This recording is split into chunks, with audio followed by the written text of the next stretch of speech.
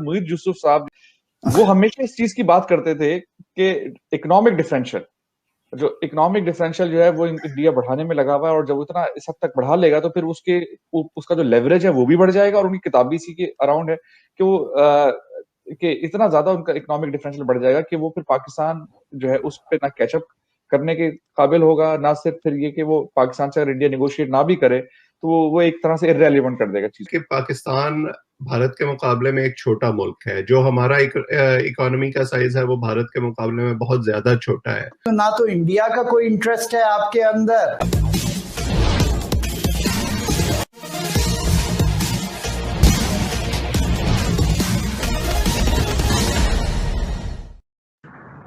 पाकिस्तान के प्रधानमंत्री के सुरक्षा सलाहकार मोईद यूसुफ ने एक बार कहा था कि भारत अपनी आर्थिक ताकत इतनी बढ़ा लेगा कि पाकिस्तान भारत से बात करने लायक भी नहीं रह जाएगा।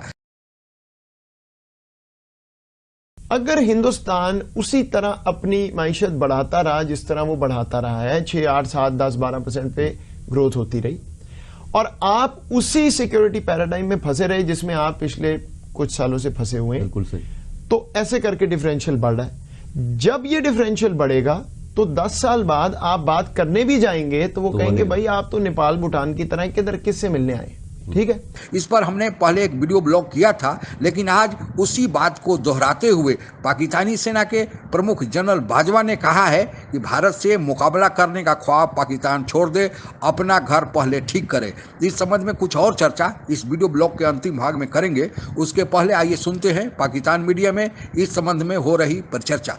मुईद यूसुफ साहब वो हमेशा इस चीज की बात करते थे कि इकोनॉमिक डिफरेंशियल जो है वो इंडिया बढ़ाने में लगा हुआ है, और जब इतना इस हद तक बढ़ा लेगा तो फिर उसका जो लेवरेज है वो भी बढ़ जाएगा। और उनकी किताब भी इसी के अराउंड है कि वो कि इतना ज्यादा उनका इकोनॉमिक डिफरेंशियल बढ़ जाएगा कि वो फिर पाकिस्तान जो है उस पे ना कैचअप करने के काबिल होगा, ना सिर्फ फिर ये कि वो पाकिस्तान से अगर इंडिया नेगोशिएट ना भी करे तो वो एक तरह से इररेलेवेंट कर देगा चीजों को। और फिर वो कश्मीर में हर जगह दुनिया में भी उसकी सुनवाई ज्यादा होगी। क्या इंडिया उस स्टेट पे पहुंचा है? अभी पहुंच गया कि नहीं पहुंचा? मुईद का जो एनालिसिस है बेस करता है इन्हीं सब चीजों पर, जो कि बड़ा सही है, ऐसे होता है, ये कोई थ्योरी नहीं है, this is reality between two rivals sitting next to each other, even it is more. लेकिन अब पाकिस्तान इन सारी वजूहात की बिना पे हमारी डेस्परेशन का लेवल बढ़ गया, क्योंकि देखिए हमारे जो मिडिल ईस्ट के जो साथी हैं, जो बिरादर ममालिक हैं, उन्होंने हमें बड़ा लाउड एंड क्लियर एक जो है अपना मौक़िफ़ दे दिया है कि आप हमसे उस तरह की एक्सपेक्टेशन जो हमारी शायद 60s 70s में होती थी, अब उसको वो ना रखें। अब हमारे वहां पर स्टेक बढ़ चुके हैं इंडिया में। देखिए, पाकिस्तान की जो डायनामिक्स हैं वो आप बड़ी अच्छी तरह जानते हैं कि वहाँ चीज़ें कैसे होती हैं, कि वहाँ पर एक चीज़ को अचीव करने के लिए हर चीज़ को डिस्ट्रॉय कर दिया जाता है। आप देख लीजिए, आपको याद होगा 1998 में इंडिया के जो वजीर आजम साहब थे, जो कि एक वैसी राइट विंग पार्टी को लीड कर रहे थे, वो तशरीफ लाए पाकिस्तान, वाजपेयी साहब, और लाहौर डिक्लेरेशन हुआ, वहां पर उन्होंने मीनारे पाकिस्तान पर जाके स्पीच डिलीवर की, और एक बड़ा बहुत ही डिफरेंट टाइप का माहौल क्रिएट हुआ पाकिस्तान और इंडिया की तारीख में। लेकिन क्या हुआ उसके बाद? उसको सैबोटाज किया गया। लेकिन फिर वही कहते हैं वो नहीं है, अब कह रहे हैं वो रियलाइजेशन। बल्कि अगर आप याद करें तो मुशर्रफ साहब जो है उन्होंने भी उसके बाद जाके जब वो पावर में आया तो नहीं, that's what I am saying कि आपने उसको तो सैबोटाज किया, लेकिन 6 महीने के बाद आप भी वहीं पहुंच गए। हाँ, ठीक मतलब है। पहले तो मैं जरा सवाल आपकी तरफ आ जाता हूँ। मिसबा भाई, आप शायद ये कह रहे हैं कि बाजी जाए अतफाल है दुनिया मेरे आगे, होता है शब रोज तमाशा मेरे आगे। तमाशा मेरे आगे नहीं, देखिए मेरा मतलब ये है ना कि पाकिस्तान की जो डायनामिक्स है ना, उसमें आप ये नहीं कह सकते कि पाकिस्तान डेस्परेट है या डेस्परेट नहीं है। गालिबन फरमाया कि 5 वक्त पाकिस्तान जो है वो किस तरह बाजवा और इमरान खान या अपने लीडरान को अलाउ करेगा कि वो एक बुत परस्त जो है मोदी के साथ जो है नेगोशिएट करें या पीस। अजीब और गरीब किस्म की सोच है ये, क्योंकि दूसरे जो मुसलमान ममालिक हैं, चाहे वो तुर्की हो चाहे वो सऊदी अरब, वहां पर भी लोग 5 वक्त आए और उनकी दोस्ती है इंडिया से और दीगर और ममालिक की। और दूसरी बात ये जो की जा रही है कि अब मिलिट्री पावर खत्म हो गई है, अब सिर्फ जो है इकोनॉमिक पावर जो है वो मसल है जो कि इंडिया के पास है। तो डॉक्टर साहब एक तो उसका जवाब दे दिए डॉक्टर वैस सलीम कि मिलिट्री पावर खत्म, अब इकोनॉमिक पावर है जो कि इसका मसल जो है इंडिया का बेहतर है, ज्यादा बड़ा है, ज्यादा मजबूत है। तो एक तो ये बात हो गई। दूसरी बात ये कि डॉक्टर वैसलीम, इसका भी जवाब दीजिएगा कि इमरान खान और मोदी साहब का तो नहीं पता कि वो अगला इलेक्शन वो जीतते हैं, और क्या वो उनकी अपनी एक लेगेसी भी तो कायम करना चाहिए। अगर हमने पीस कर दी है तो हमें भी हिस्ट्री में याद रखा जाएगा। और शायद इमरान खान और मोदी साहब जो हैं, ये वो लोग हैं जिनके लिए मेरे नजदीक, मेरी राय में, पीस करना आसान है। उसकी वजह यह है कि दोनों के दोनों उस तबके से आ रहे हैं जो कि हमारे यहाँ राइट विंग का तबका समवॉट कंसीडर किया जाता है, जो कि एस्टेब्लिशमेंट और वो इस तरह का तबका है। यानी मोदी साहब जो है हिंदू राइट विंग से के उनको तस्वुर किया जाता है, तो उनके लिए निगोशिएट करना आसान होगा बनिस्बत कांग्रेस के। इसी तरह से जरदारी साहब के लिए मुश्किल होगा बनिस्बत इमरान खान की। तो ये दोनों के दोनों के पास ये एडवांटेजेस तो हैं कि हम ये अगर पीस करते हैं तो आवाम को कन्विंस करना इनके लिए आसान है।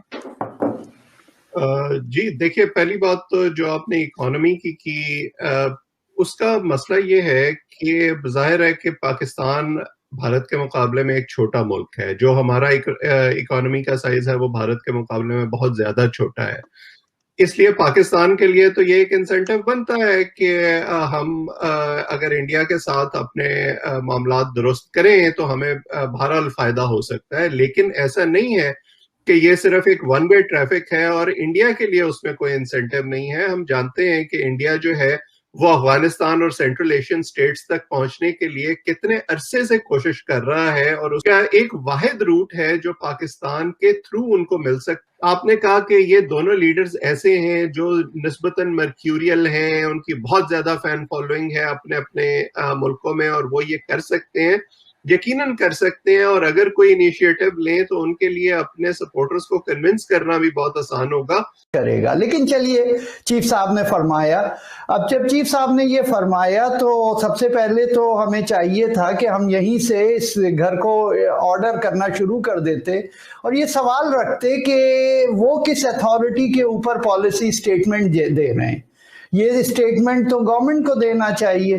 तो अब देखिए, यही तो सारी चीजें हैं जो कि पैराडॉक्सेस हैं हमारी पूरे सिस्टम के।